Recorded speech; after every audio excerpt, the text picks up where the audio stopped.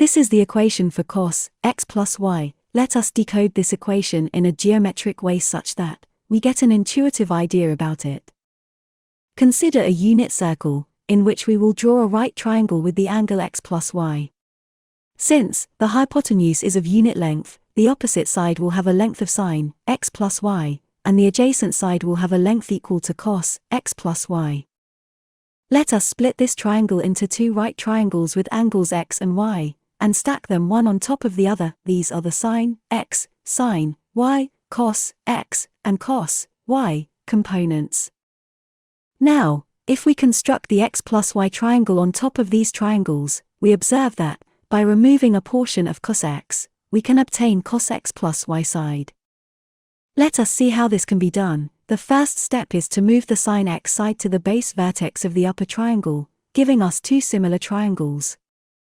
As you can see, the cos x part is reduced. To find the length of the reduced side, we will use the ratio of the corresponding sides of these two triangles, which turns out to be 1 to cos y.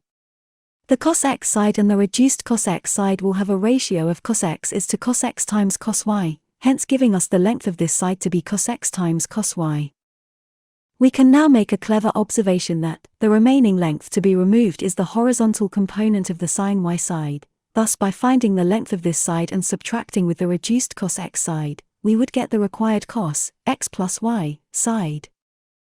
In order to do this, we would need to figure out the top angle of this triangle, which can be obtained by observing that these two are alternate angles, and hence will be equal, and its complementary angle is 90 minus x, and hence, the top angle is x.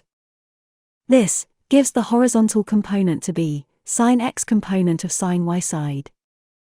Therefore, the cos x plus y side can be obtained by resizing the cos x side to cos x times cos y and then subtracting the sine x component of sine y side from it, finally giving us the equation for cos x plus y.